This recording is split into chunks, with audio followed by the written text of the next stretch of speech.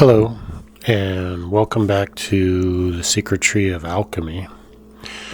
Today I'm going to be continuing my discussion of the astrological sign of Cancer and the related trump cards, the Chariot and Fortune, from Eliza Crowley's Thoth Tarot, created by Eliza Crowley and Frida Harris together.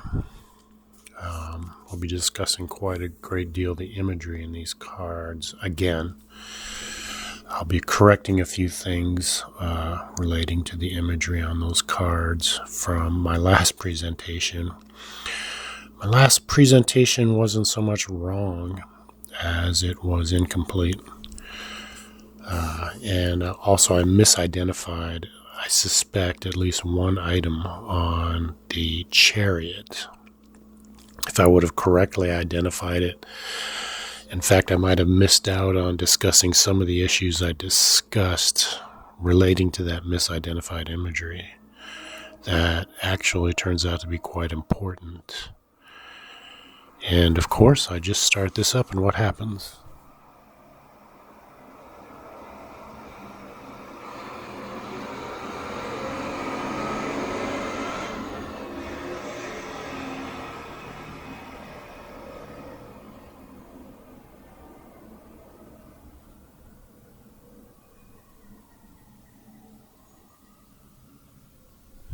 It's interesting, but I'll reserve comment as I had to edit out comments made in recent video productions just to spare people the unpleasantry of listening to the diatribe. So, what I misidentified was the color that was applied by Frida Harris to the columns that are pictured in the Chariot. I misidentified them as copper colored, I suspect anyway. Although copper isn't that much different in coloration from bronze being a bit darker and more associated with military activity than copper is typically associated with, at least, once the Bronze Age came around. And the Copper Age previous, which was more what you might call ancient Egyptian, was left behind. So I left my interpretations of, my misidentification in the earlier presentation because, well, the alchemy was spot on for that interpretation, and actually is a useful adjunct for this interpretation based on the idea that those columns were painted in bronze coloration and not copper. Although copper applies, it kind of is an adjunct to what I'm about to discuss. In fact, what I'm about to discuss kind of harmonizes with the idea of painting columns red. Some of the cheaper ancient architectural columns may be seen in places like ancient Athens, painting them red on, some of the smaller porches that aren't the fabulous porticos that you see, in ancient stone-hewn architecture, but rather they might have been made of wood and needed paint finishing to preserve the wood. So they paint them red to symbolize the passions of Leo. And of course, the passions of Leo work in harmony with the emotions of Libra, keeping Libra tempered from a perspective of strength initiated out of the unconscious or the subconscious, okay? And by my use of the word unconscious, I'm talking in Freudian terms the preconscious, where the latent functions of the mind operate from, which are, of course, based in Cancer. Leo initiates out of that initiative established in Cancer on what one might call a universal scope, and of course scale, because Cancer is associated with vast space, outer space included. I'll be discussing the nature of Cancer a bit later in conjunction with mathematics, so that basically summarizes what we're about to do here. Bronze. Bronze, of course, is a mixture of tin and as a secondary ingredient, and copper. Okay, you mix copper and tin together and you get bronze. And bronze is associated with a military age, associated, of course, with the Bronze Age, which you would more associate with ancient Greek culture,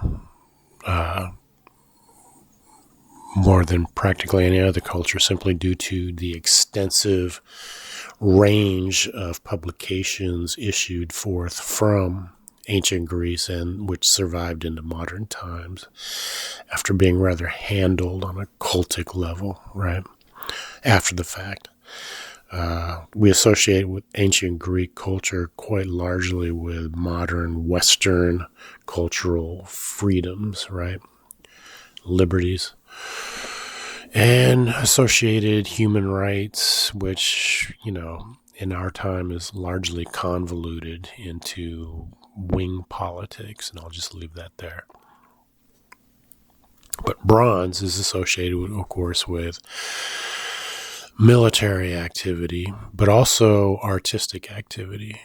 Bronze statues from ancient Greece being particularly famous for their form and beauty, right?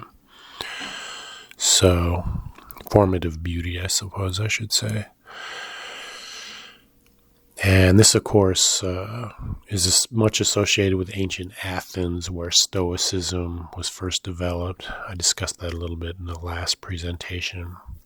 Of course, the Stoics met regularly on their favorite porch, surrounded by a colonnade made up of red-painted columns, right? Or pillars. And Stoicism is important in Cancer and Sagittarius terms. Okay, it's significant along those lines pretty heavily, having to do with tempered practice in life of various different kinds. Care emphasizing Cancer, and endeavor-related competence associated with Sagittarius. Okay, various different human endeavors, right? And they're practiced together if you're seriously effective in life. But the red coloration used to paint those columns is associated with Leo as it relates to the idea of passionate situation, right? The fire element as it applies to Leo, which has been published traditionally in association with astrological symbolism. The other color associated in the Chariot, along with that coloration, being the color white, which is associated, according to the presentations I mentioned that I made use of in the previous video from Thoth tutorials, I believe it's called, on YouTube. It's associated with purity of purpose, and that has much to do with intent. And intent tends to be strongly associated with Leo, in the sense that, intent tends to initiate out of the unconscious, okay? In strong terms, okay? Terms that, are perceived to have a lot of strength and power behind them, right? Automaticity. Expressed Leo, Virgo, Libra. Okay, so the emotion tends to be strong, and there's a certain amount of entrancement associated with it.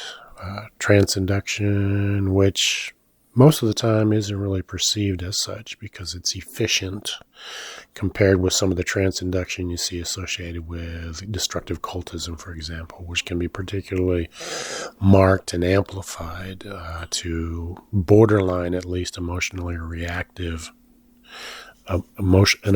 reactive degree, right?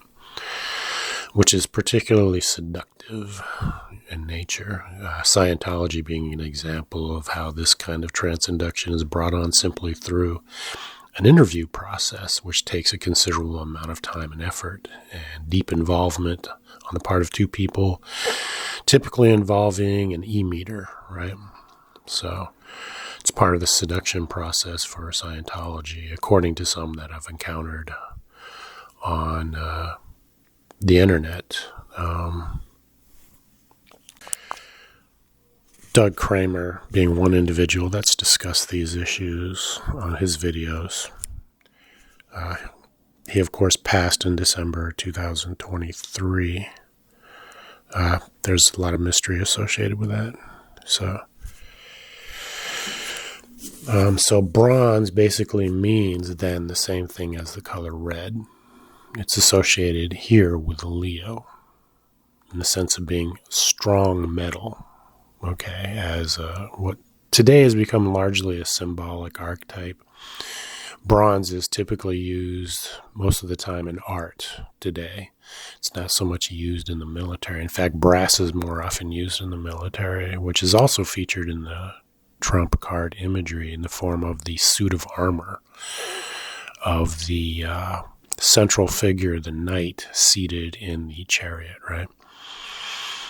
Very carefully cared for armor that is supported by, infinite scope intelligence symbolized by cut stones. Encrusted in the top half of the armor as though network supports this individual from above. Thus below, the polished stones in development are tempered and intelligence informed, right? As above, so below, right? The figures at the bottom of the card, which are astrological fixed sign figures that are all mixed up still. But they're rather polished and symbolically arranged to symbolize context. Again, working in support of present attention, basically. Some form of attention is portrayed in the card, right? It's meditative in nature, focused on the body, how the body's positioned, where it's located, how it's oriented, what surrounds the body situationally, right? As discussed previously in the previous presentation. So bronze, again, is associated with strength, but also passion. And it's kind of arrayed around the central figure as almost like a protection, like a house protects from the four corners. The four corners of the Great Pyramid of Giza being anchored into place compared with the other pyramids in ancient Egypt, for reasons that seem mysterious but are in the process of being explained from multiple sources in our time, in our recent decades, right? So having to do with grain supply, right? During a time of famine, written about in biblical lore. So, passion. Okay, passion is worn on the shoulder, so to speak, right? In the form of a cloak, which is also a shell. And the shell shows up in a number of different holographic analogous fashions in the card. The crab, for example, has a shell, right? Protects it from what's going on in the world, the harshness of the world, the deadliness of the world. So passion helps one to survive in the world, but also conduct oneself in the world appropriately, automatically, in fact. To the degree that one is talented, one has strength.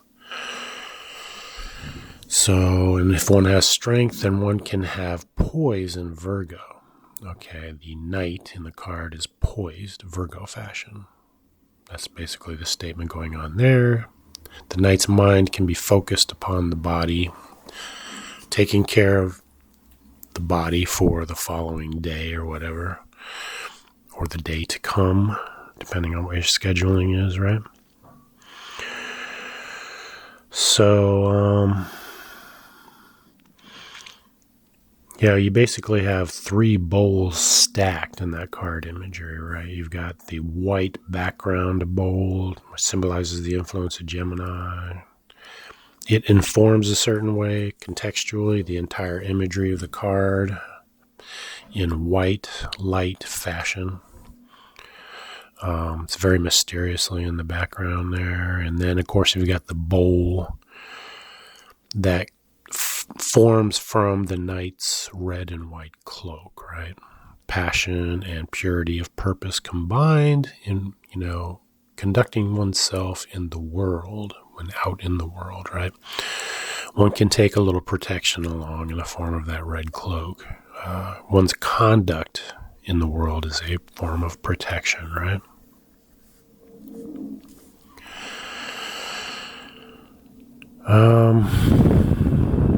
Yeah, and there's also, of course, the 4th bowl, but that's the road. But the 3rd bowl, is, of course, is in the lap of the knight, right? The amethyst stone, holy grail bowl, or whatever that knight has in its lap, that has the blood forming inside the bowl, hopefully to an appropriate degree of presence, so that there is flourishment, right, in the world of human scope rather than fish scope. Although fish flourish typically wherever there's water. With, the human world, there needs to be enough water and not too much water, right? So having a half-filled cup works out, just fine, right? You can be stoic about anything that you perceive that you do not possess if you are alive and thriving and surviving in the world, on a social scale included. But the Golden Road also forms a hill. As I've discussed before, the bowl can be construed as a hill as soon as you place it upside down, right? Store it away in the cupboard in preparation for use, right? Stack those bowls. They form into a hill, but the road beneath the feet, or beneath the wheels of the chariot, the Golden Road, is also a hill, which means it's also a bowl, which means the planet, effectively, is the same thing as the Holy Grail. These are universal expressions of symbolism here that relate to the universe being in its own fashion a bowl, a golden bowl, appropriately filled with the water element, appropriately informed, you might say, on that level. Water being the self-orientation, elemental assignment to Gemini versus its situational assignment, the air element, traditionally published in astrology.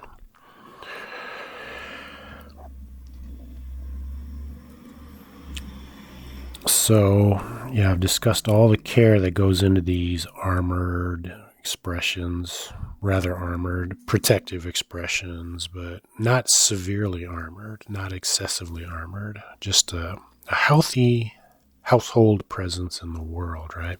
Including the house animals down there at the bottom of the card, well cared for, well manicured, polished looking coats or whatever on the dogs that you've got out in the big yard at least twice a day. And if they're in the house, they're well cared for in the house. Not too many dogs. Dogs can get in and out of the house, right? And they know how to behave. And they're social animals. They don't bite people. They don't bark, at least excessively. They're well-trained animals. They've never been abused in training them. That means intelligence was applied in the training of the animals, right? The animals are properly informed, same as the knight. Okay, for some reason that has a lot to do with fortune that I've discussed in pretty good detail in the previous presentation. This presentation focuses pretty largely on the chariot.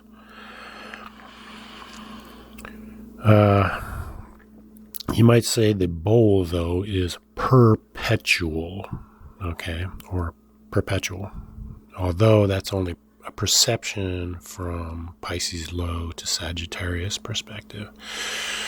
What drives the bowl is mysterious in nature. We'll discuss some of the details and why that's the case later. Again, the incarnation expression in this particular card is similar to the relationship between chariot and fortune, okay, in the deck, in the sense that fortune represents a contextual influence on the chariot being the face card, right? So effectively, it's as though the fortune card is a previous incarnation on the earth or in the universe, right?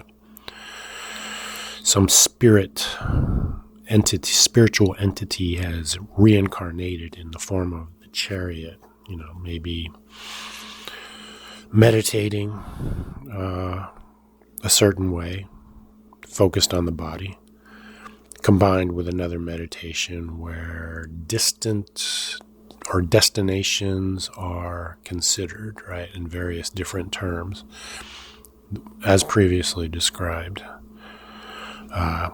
Infinite distant point meditation being one of those forms of meditation, typically not discussed in meditative literature for some reason.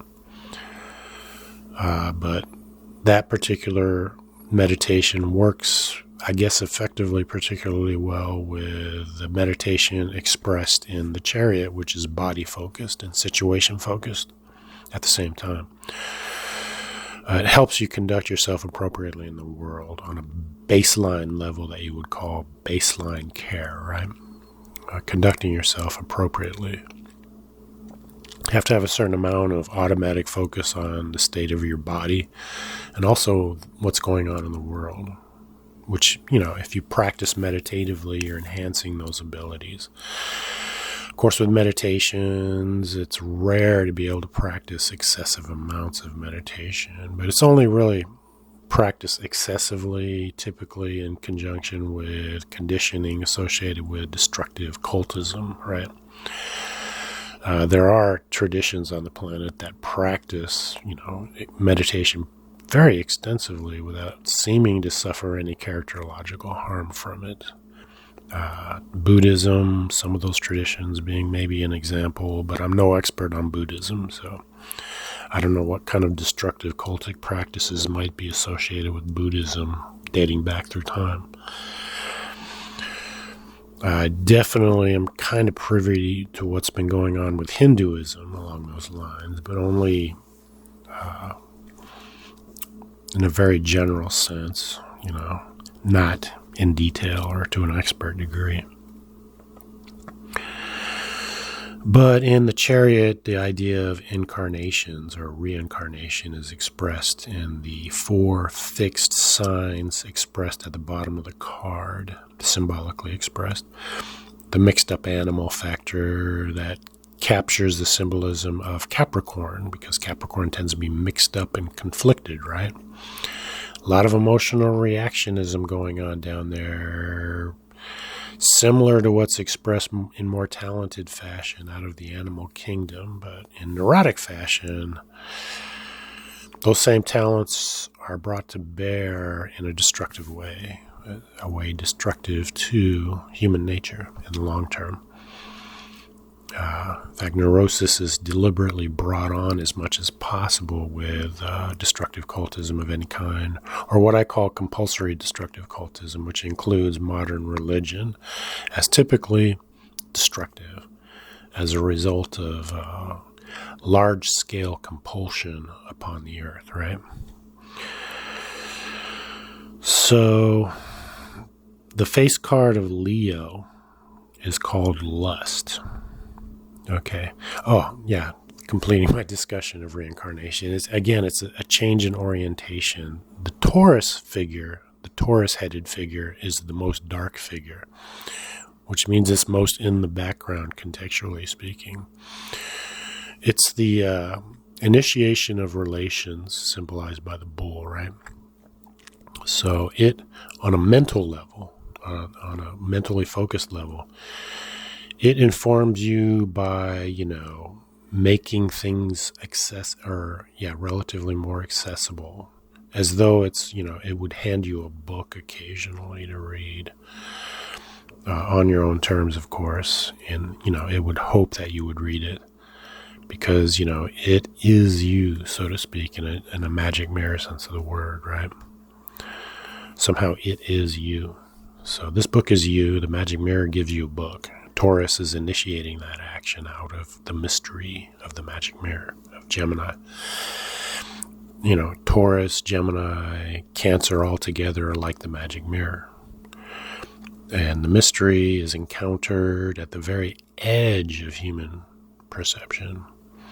But the quiet, subtle voice has a lot to do, of intuition has a lot to do with these interactions above Scorpio, from Libra all the way up into Taurus, right?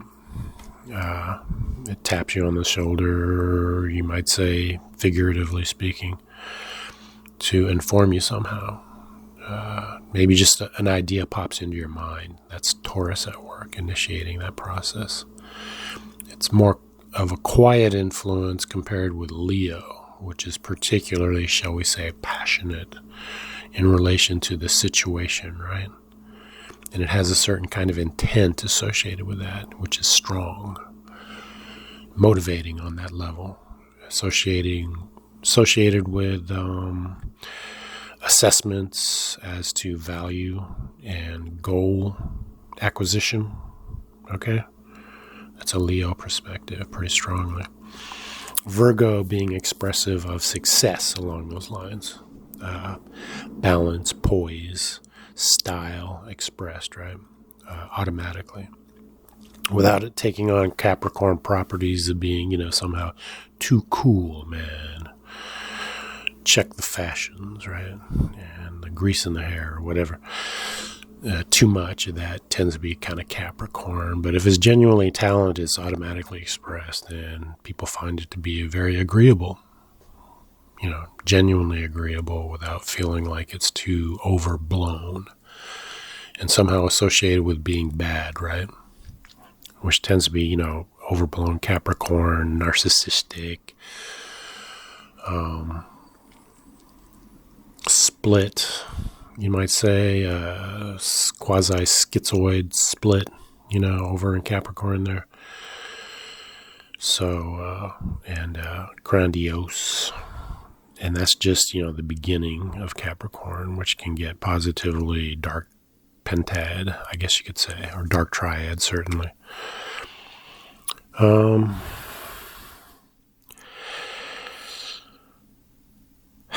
Yeah, so lust, this issue of lust and stress, right? Of course, Leo is darkened in the background, too, of that imagery, up in discussing reincarnations again. I'll discuss the lust issue after I finally get this spit out properly. But Taurus and Leo headed figures are kind of oriented to the side profile, whereas Scorpio and Aquarius headed figures are profiled to the front and in the light of day, so to speak, right? Nicely polished stones, all of them together, somehow taking on properly conditioned, traits, but only habituating them successfully, right? If they're still expressive of Capricorn, where habituation is taking place, there's going to be a certain amount of emotional reactivity, at least potentially expressed, neurotic style even. If neurosis is at hand, the situation is definitely problematic on a conditioning level, because it's not healthy conditioning, neurosis is. Anything that induces neurosis is not healthy in its conditioning. Thus, modern religion typically is not healthy. Because of that, it's destructive. It's a form of destructive breeding akin to evolution, but it's directed by humans, so you call it breeding. It's not based on natural selection as much as cultic selection, whether you survive or not into the future. All destructive cults have that trait associated with them, collective trait, whereas you don't do as the cult wants. The cult might just kill you and kicking you out of the cult and, separating you from its people, right? Or at least effectively kill you. All right. So now we can get into stress and lust, right? Stress, lust, they tend to combine together in nature, Capricorn fashion, right? Stress is a Capricorn idea. Lust, something that is expressed through the air element quite a bit. Both Leo and Virgo carry a lot of Capricorn level or Saturnine energies. But Leo least of all. Virgo in a particularly poised and balanced fashion that is phallic, but if it gets too phallic, then the presentation is what you might call too cool, man. It's just a little overblown and too obvious, right? Like the effort is obvious in it somehow. The strain of it or the stress of it, right? Too associated with stresses in life or in mind, right? A survival trait more than a thriving trait, a genuinely thriving trait. But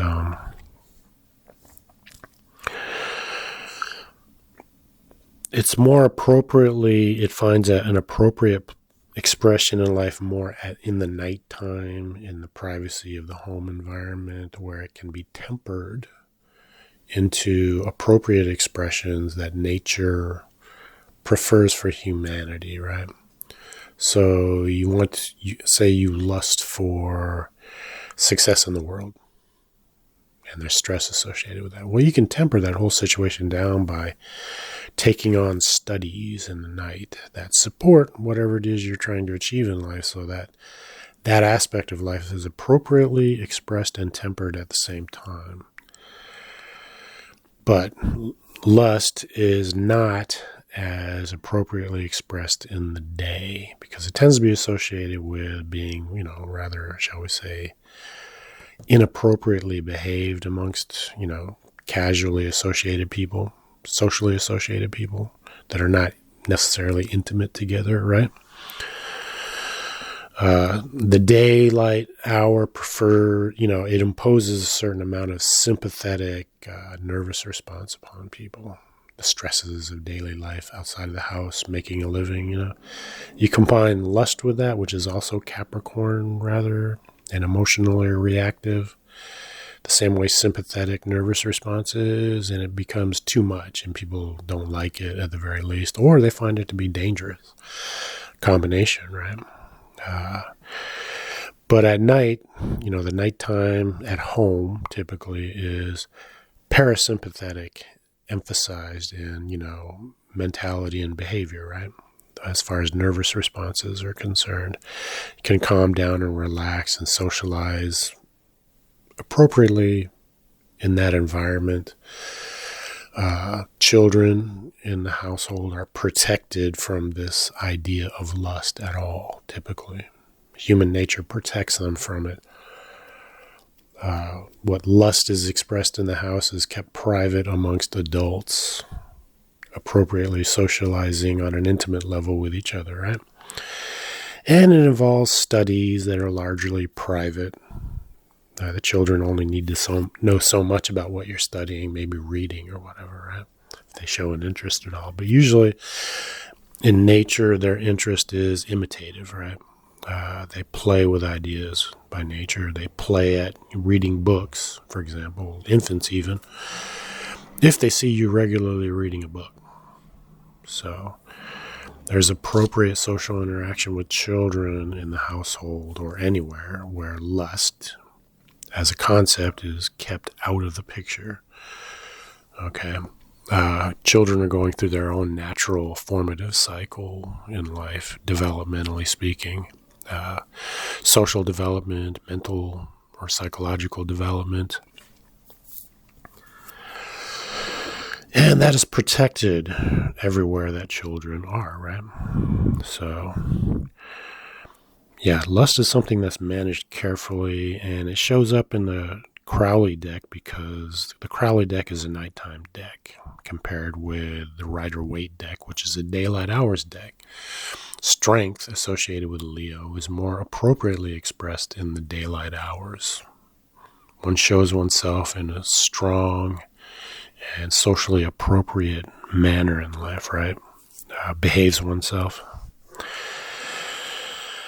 So that issue is discussed. I'm reading from some notes here that I took rather hastily yesterday. It's kind of a cloak to the world orientation, strength. You go out into the world, and passion, strength, purity of purpose are on socially appropriate display in the world. Lust is kept pretty much silent, in check, right? It's something expressed appropriately at home in the form of studies of various kinds, including relational studies, right, of intimate scope, not appropriately expressed around or towards formative youth of the household or otherwise, right?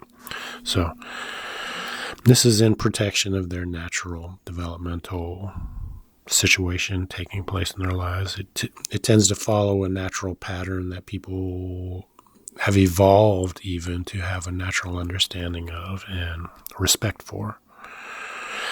There's really no need for abusive forms of child rearing if you're genuinely intelligent in raising children, right? If you're abusing children at all or beating on them, you're involved in cultic expressions of human behavior, right? Of compulsory destructive scope, okay? Which means you're a cultic person of destructive influence. So you got a relationship situation expressed in the card. The central figure is very largely presented in Virgo fashion. You might say that's the 33rd degree Mason in the card. 33 adding up to 6 numerologically, right? This person is in control of the situation expressed in the card. And other pillars of society are, in comparison, in this household, Leo figures. There might be lions that come by for a visit or whatever, socializing. And maybe if it's appropriate relaxation time, there's a sporting event to take in together while socializing, right? They don't do this too much because there's other things they like to do. So the sporting event thing is not every weekend, but on, sensible occasion, right? It brings people together around something, and sometimes people want to get together, around an entertainment, and that's fine. It's properly balanced into the situation, right? Which is what this card expresses. It expresses its own kind of balance centered on the knightly figure and the bowl in the lap, which is a point of focus for both the knight and people looking at the card. It's right in the middle, right? Natural place of focus in the card. These cards are meditative focuses to some people. So 4 pillars, that expresses Cancer, number 4. They're expressive of Leo. They're painted bronze to the world, right? They're wearing their cloaks, same as the knight. The knight is all fashioned up in brass, though. It's more of an honorary presentation. Brass is typically used for, or musical, expressive of Libra and Virgo and Leo, really, because it takes some strength to play a musical instrument with genuine grace, right? So, yeah, altogether there's 5 figures, 5 pillars of society, right? That would be the night and the columns, right? Together. 5 of them. Lions, you might say, Leo. But the concept of 4 expresses Cancer. This is a universe expressed here, right? This is a universal expression. And the card titled the universe is located over in the Leo stack, though. Has to do with making use of all these careful preparations, right? The lust card being one example, and the universe being another example. The universe provides context for lust. So this is a nighttime deck, so it emphasizes intellectual studies and also relations of various kinds, right? Including intimate relations, and I won't go any deeper into that. There's plenty of literature out there on that subject. But the social provides natural context for that level of intimacy, right? Which is one reason why children are protected from this lust thing, right? To a reasonable degree. They're not blocked off from becoming aware on a sexual level, but protections are naturally in place to ensure that these developments of awareness take place on the natural terms of the youth. Okay, they're free to socialize, and you cross your fingers and hope they socialize with the best people, and you won't have to step in and separate them from other people, peers, that are bad apples or whatever. Of course, you're in a position to do that to protect your household from these negative influences. There are lots of organized criminal influences in the world. Lots. But, Virgo is right in the middle. An honorary position, right? A good decision maker. Quick with the decisions. Good decisions, too, right? So natural authority is expressed in 33rd degree fashion, you might say. Fashioned up and polished with the brass and everything, ready for a parade. The rig below the knight in the columns is the same idea as the knight and the columns. It's an as above, so below expression. Those stones down there at the bottom with their feet on the road directly, right? The Aries symbolic road. It's also golden in an empiric sense, right? The Emperor. The Emperor is the face card of the Aries stack, along with the Hanged Man as a contextual card, right?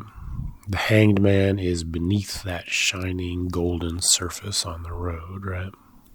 Below Capricorn. The Capricorn symbolic animals, so, for all intents and purposes, have arisen out of the ground, same as those golden brick expressions, right? So, this is holographic analogous expression taking place in this card. And, symbols cross-reference with other symbols in the card holographically. This is typically done with movies. Even just one movie presentation you might be watching, they do the same thing, right? Symbolically speaking. But those animals are taking on the same properties, habituating them, though, that are automatically expressed from more above in perspective, right? So the knight is contextual to the columns, the 4 columns, that are superior expressions of the 4 little statues down there on the bottom, right? People learn from the 33rd degree Mason somehow, I guess. However they go about that process. So I guess we can probably get into the mathematical studies here, which are appropriate for discussion with these 2 cards and this astrological sign from what you might call a universally expressive perspective, right? Since this is all about the initial establishment of universality, okay? The supernatural becomes the natural here. Okay, the supernatural is expressed in Gemini, Taurus, Aries, and to maybe a little bit more perceptual degree out of, or perceived degree, just barely maybe, out of Pisces high, which you could say can symbolize the presence either solute or in affect or indirect presence of solute perspective that you would call a spirit of some kind, right? So that concept has validity in this system, and it has a systematic place, which is one reason why you can accurately think in terms of there being such a thing as an individual spiritual presence operating in your life. But the thing is, this is a holographic analogy too. It can take very many forms, including people walking around on planet Earth, maintaining some kind or another of solute perspective, while at the same time touching base with your life somehow, consciously from their perspective. But maybe too largely unconscious from your perspective. So they're influencing you, right? From solute perspective out of Pisces high. But this is where the finite is initially established for, experience, in experiential terms in Cancer. Because you can't experience directly Gemini. It is genuinely mysterious, but we can extrapolate its, you could call it a nature through, conceptual extrapolation. And same with Taurus, same with Aries. And you would approach Pisces high perspective using similar methods of extrapolation. If you want to know how somebody's influencing you from secret perspective, you extrapolate how it is likely given your situation unfolding from day to day to day to day, right? You extrapolate along those lines to where you eventually arrive at a sensible and reasonable conclusion, and you continue to conduct yourself appropriate relative to that information. Because if you don't have evidence, then you don't even have a court case. And if you don't have a court case, there's no possibility of, quote unquote, making an arrest of any kind from any approach, right? Not ethically speaking, right? But the thing to remember about the finite is it is relative. That is expressed in this card. And how is it relative exactly? Well, you look at the Hebrew letter in the frame of the card that symbolizes fence or field. So we're talking in the Secret Tree of Alchemy in terms of field harmony at a particularly fundamental level, probably the most fundamental level, right? Fundamentality has a lot to do with context, okay? And one of the things you learn discussing alchemy is there's no such thing, experientially speaking, as completely 100% absolute context, okay? That you would call fundamental. Okay, there are degrees of fundamentality. You can map them out in relatively complete fashion, but that's the nature of a map, right? It's only a map. Same as your situation, which is way more complex and sophisticated than any map, right? Your experience is finite.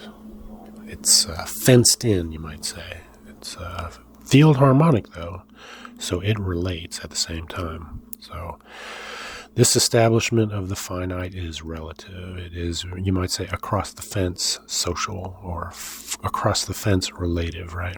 Your little backyard is part of your universe, and your neighbor's backyard is part of their universe, centered on, how they conduct themselves household-wise, right? And yet they interrelate, and there's a lot of illumination that channels through these natural relationships people maintain with neighbors, right? Hopefully it all goes along socially harmonious, right? So, a number then is what you might call an individuality along these lines. It's something that is, fenced in, and yet at the same time it relates across the fence, so to speak, with, guess what? Other numbers, which in mathematics, once you get out of arithmetic and into algebra, for example, placement becomes increasingly important. Initially discussed in terms of what you might call a number line, which is your introduction to the Cartesian coordinate system of consideration of mathematical relationships, where specific placement becomes an issue. But in Cancer, specific relationship is expressed in broad universal strokes, right? These strokes laying down fence lines, and the universe has a kind of fence line that is somehow associated with it being a field, all right? That relates to other fields in Gemini. But our field that we experience is somehow a more tranquil expression compared with Gemini. And, even considering all the massive Big Bang explosions that can take place in a universe, right? And all the energy and activity in that universe. Comparatively speaking, relatively speaking, it is tranquil. It is serene. Okay, it's a serene take on reality that is also inducive of tranquility in the mind, in the body, right? You can experience a sensation of pleasure in your eyes looking out onto the center of the Milky Way. Okay? It's when you're becoming sensitive to how you're responding to what you experience in the world. You can tune into that sort of thing. So a number is an individuality, and you could call it each number its own universe, okay, because of that. Taurus expresses this in the most fundamental fashion, or the second most, you might argue, fundamental fashion, as 0, the origin in Cartesian coordinate considerations, right? Cartesian coordinate system expresses itself in 1 dimension, 2 dimensions, or 3 dimensions. In fact, with some people, the number line by itself isn't enough to really call Cartesian, because when Descartes invented his coordinate system, right, he based it on the number line, I'm pretty sure. I don't know this based on my studies yet, but he just, combine number lines into a coordinate system. It could be 2 dimensions involving 2 number lines. One you label X, which is horizontal, left to right, speaking, going from the origin on into infinity in a positive number direction when you're dealing with real numbers expressed via, say, integers, 0 into infinity, right? That's those are the whole numbers. And then you add the negative numbers for the entire real number system, or set, going into infinity in the negative direction, the negative numbers, which are somehow magic mirror compared with the positive numbers, which are more, to us, real, in the sense of having absolute value that Leo would value out, shall we say, hunting numbers, right? Hunting for numbers to use in the function. They're over in the set, Cancer, the set analogy, right? The set is defined, or shall we say, fenced in, so it is its own universe too. But it's also relative to other sets, other kinds of sets, as defined, typically in how sets are defined in mathematics or in social reality, right? Things we associate with destructive cultism also have natural expressions that are less destructive, but also can be quite exclusive. You include and exclude when you take into account sets. Mathematical terminology has its own expression of that, finalized by Descartes in the form of algebraic notation of purely compact symbolic scope, right? And then from this set, Leo automatically selects or acquires for use, for digestion, you might argue, in its function that it supports down in Sagittarius. And there's usually an equation that is central in that function of some kind. You are an equation walking the earth, right? Even as an individual universe, a universal expression all your own, in universality and in individuality at the same time. But you're also a constituency, thus a constitution in your individual expression in the world, right?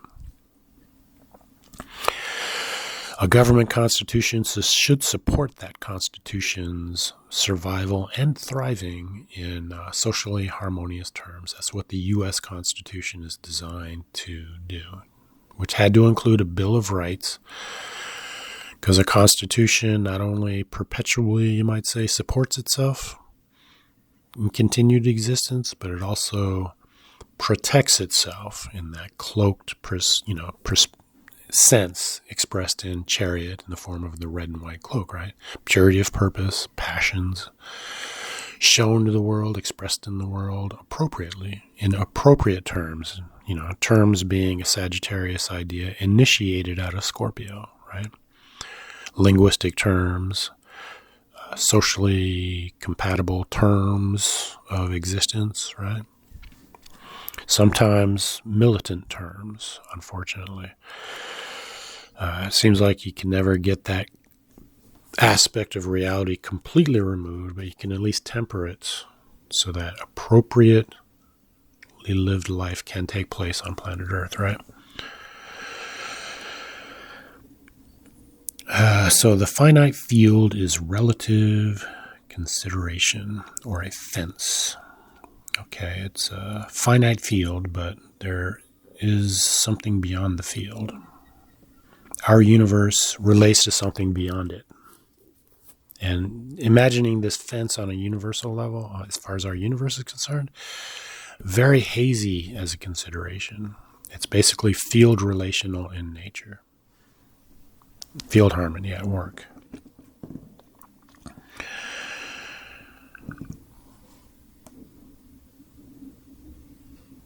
So numbers basically relate in what you might call a true fashion, and that is expressed in reality in the form of mathematical equations that you find a genuine and logical solution to a problem expressed in the form of mathematics. It's basically a question. A question is a problem is a question, right?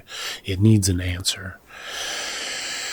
So the true answer is always an appropriate expression. Now, there's mathematical expressions that are appropriate and then unappropriate. And the lines are clearly drawn there, relatively speaking. In fact, it's easy to take mathematics into its own kind of compulsory destructive reality bubble if you're not careful.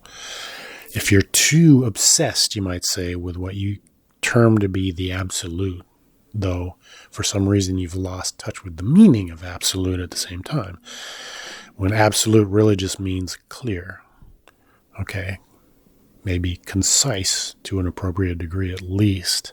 And in mathematics, it's a linguistic expression. It relates ideas, though. The truth of mathematics is revealed in the relations appropriately expressed and systematically thus expressed. As soon as you clue into the system of, for example, the secretary of alchemy, you keep making appropriate discoveries that turn out to be true. That's how you know you've gotten into a system that is true. The same can be said for mathematics. It's in the relationships between the numbers, and in relation to that, their appropriate placement relative to each other. And in algebra, you start thinking in terms of number lines to do that. And then into calculus, you're thinking in terms of Cartesian coordinate systems of consideration, relative placement of data points in what, is expressed as though it is actually three-dimensional or two-dimensional space, right? Or one-dimensional if all you're doing is working with just one number line, right? The Cartesian coordinate system that I've seen, people talking in terms of on YouTube, for example, they think in terms of the number line as being Cartesian, all right? And then X, that establishes, according to them, domain. From left to right, a domain. A visionary field that you have some initial degree of control over simply because you can perceive it, all right?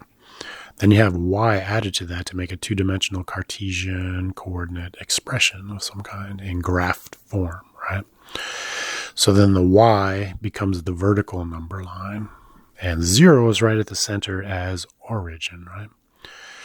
0 is with the knight in the chariot. Okay, right in the center. There's a 0, an implied point right in the center of that bowl in that card.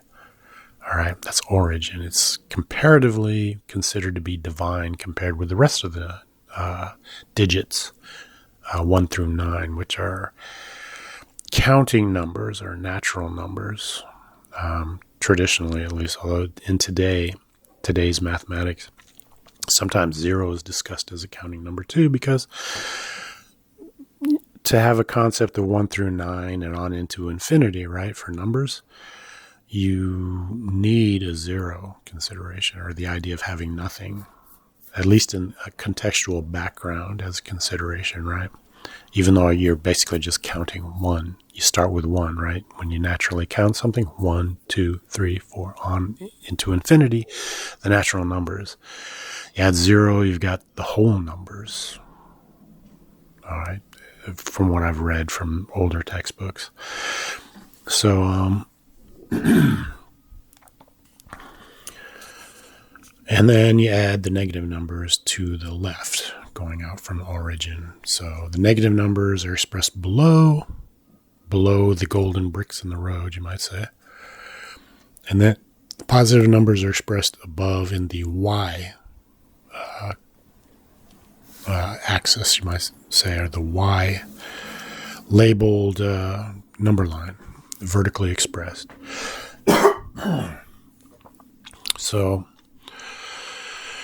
then you have range expressed according to mathematicians I've come across. So you've got domain and you've got range. How far can you see?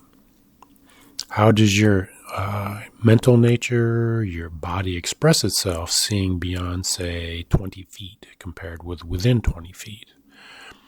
Okay, within 20 feet is a little bit more stressed by nature. Anything within 20 feet of you, you could argue your nature is taking on a stance of relative, at least on a tiny level, stress in relation to. And the eyes focus with a little bit more muscular effort on anything within 20 feet, right? That's why the Snellen chart is placed at 20 feet. How well do you see at 20 feet compared with how well do you see reading a book? When you evaluate somebody's eyesight, you evaluate at 20 feet inside the clinical office, right? And you open up a book and see how well they can read and see letters and everything. Maybe even something with small writing like a dictionary to, gauge even further how good their eyesight is at close range or comparatively stressed range, right? But 1,000-yard stare happens when your eyes are very relaxed. You're seeing something out beyond 20 feet. Something, for some reason, things seen beyond 20 feet are a bit more inspirational to you. Not as much of a threat, maybe. A lion within 20, anywhere near 20 feet of you, of course, is a threat, right? If there's no cage separating you from it, right? Or fence, I should say, separating your universe from that lion's universe, right? But just this baseline orientation-wise, seeing beyond 20 feet is comparatively, even to an utmost subtle degree, inspirational. Though things seen within 20 feet are also quite inspirational. Much of the time, right? Studies, book, open, individual that you're eye to eye with, conversing with, inspirational. So this comparison I'm making here is very subtle, right? But it's something that just naturally orients in reality, and the body has a physiology that expresses itself a certain way relative to that situation, right? The eyes relax once you're seeing something beyond 20 feet or imagining something, which effectively is off in the distance. It's a hazy, right? It's particularly hazy, like a rather cloudy idea associated with destructive cultism. Maybe you're putting yourself into a pretty serious trance and you're being seduced through that, and there's love bombing going on in relation to that situation, right? Carefully conducted for profit.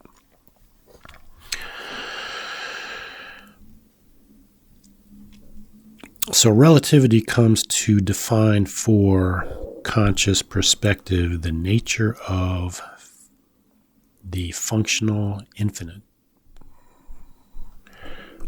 the inherent in math, okay? The functional infinite itself, or symbolized by the infinity sign. Relativity, okay? There's an infinite scope of relativity. You could say, you can extrapolate as much. The infinity sign is something functional that can be associated with mathematical functions and actually act as some kind of a solution, right? It's basically all solution when it shows up in mathematics as a solution. No solution, on the other hand, is symbolic of Aries, which is basically, well, there's no solution to this problem. Even though it's expressed in mathematical terms, we could probably eventually find a solution for it, but we can't find one right now.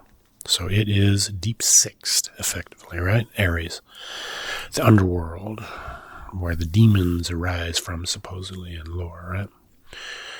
There's an alchemy associated with that imagery.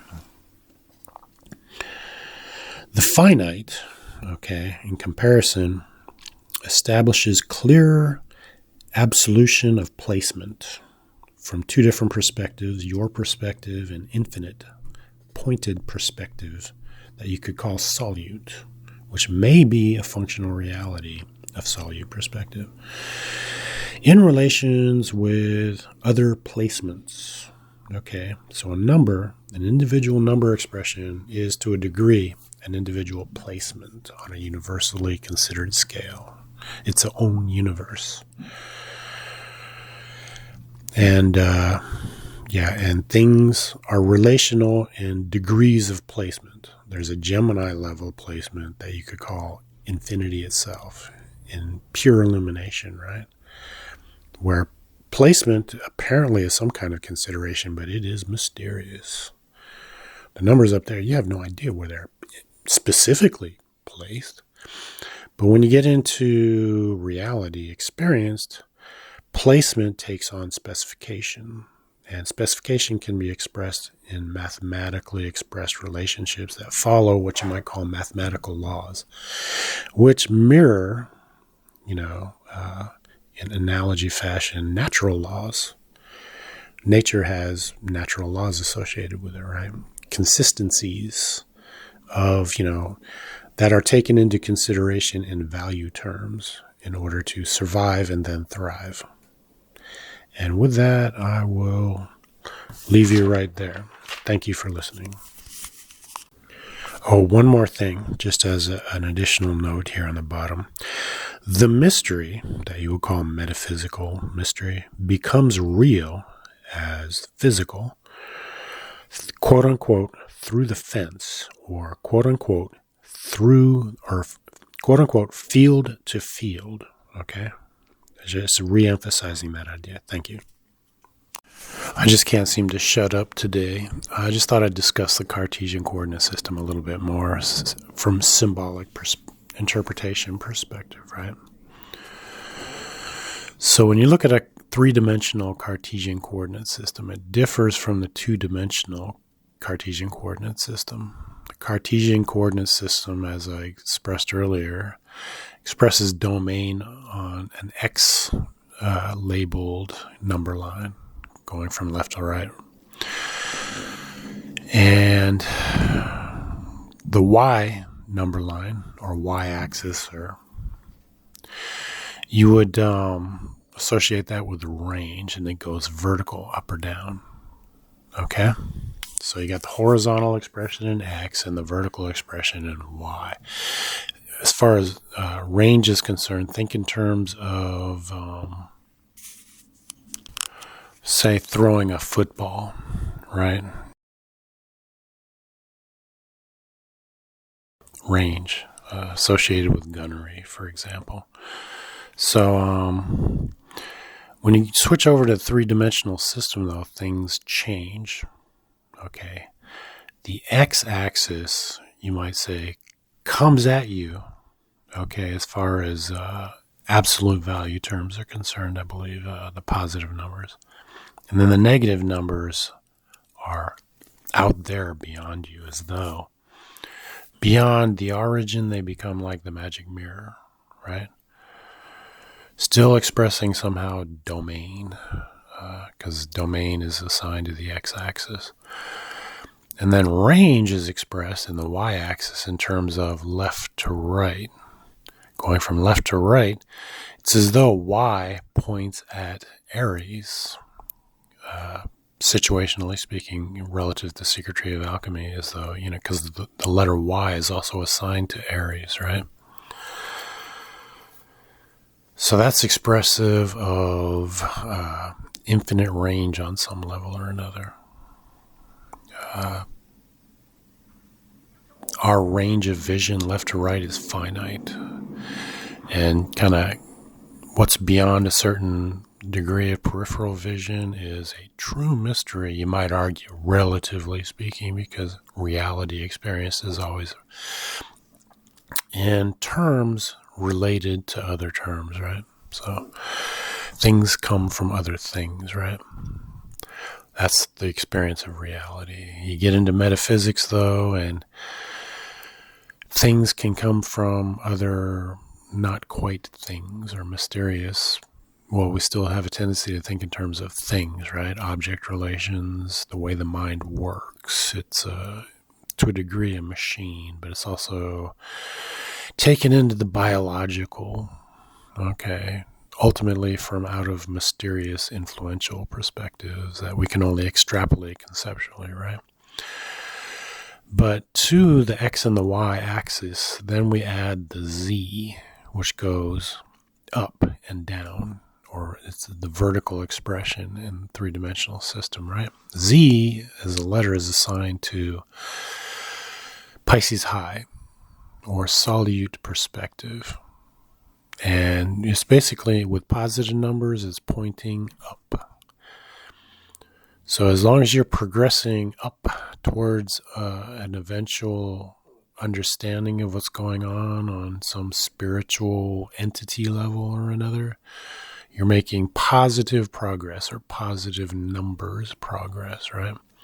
Negative numbers being, you might say, beneath feet, or beneath origin, or 0 point. Okay.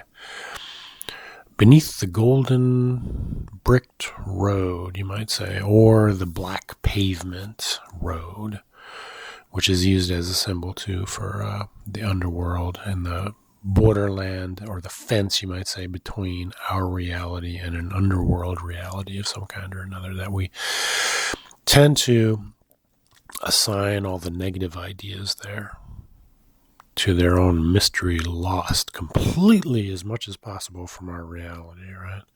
To a pure oblivion as far as we can conceptualize, right?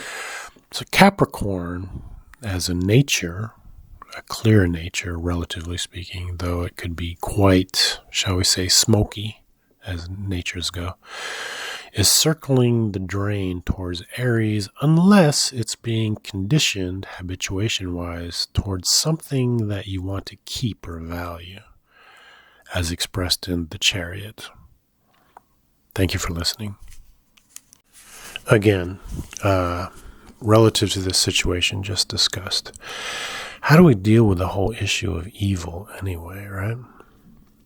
On the one hand, you don't want to practice evil, or shall we say, we'll use it as an example, organized crime.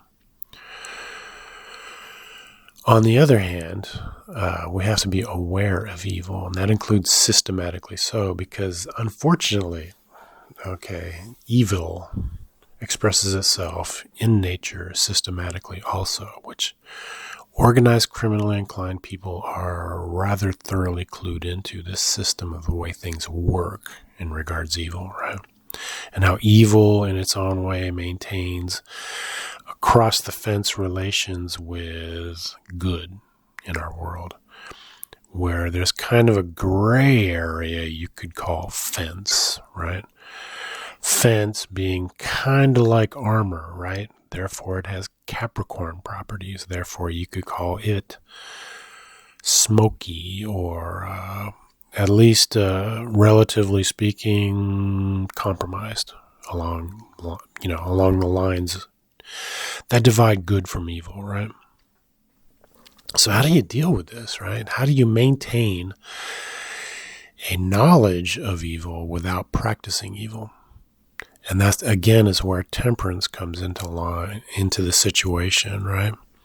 As I've described in past videos, you basically temper yourself as far as your knowledge of evil is concerned, such that you don't practice it, but you know of it systematically enough to protect your house from it to begin with. That's baseline care. No organized crime in the house. No organized criminals are invited over to socialize in the house. The house is a safe space. It's not only a safe space for you, but it's also a safe space for yours, right? That you have, shall we say, fenced in to a set. Your house is a set. Your car is a set. Okay, but these things are also constitutional of nature, right? A constituency that expresses itself as a unit individually or constitutionally, right? So you temper yourself in life so that you do not practice evil. You do not practice organized crime. You do not practice crime to the degree you have any control over whatsoever. Because this is a world that tends to frame people up along these lines, right? Sometimes crime finds expression in an individual life. How do you deal with that situation? Well, you do a version of getting back up on the horse and riding right? You don't fall off the horse again. Even if the horse kicked you for some reason, you get back on that horse and you ride right. You ride good. You ride with greater degrees of competently directed focus. See how these things happen? So,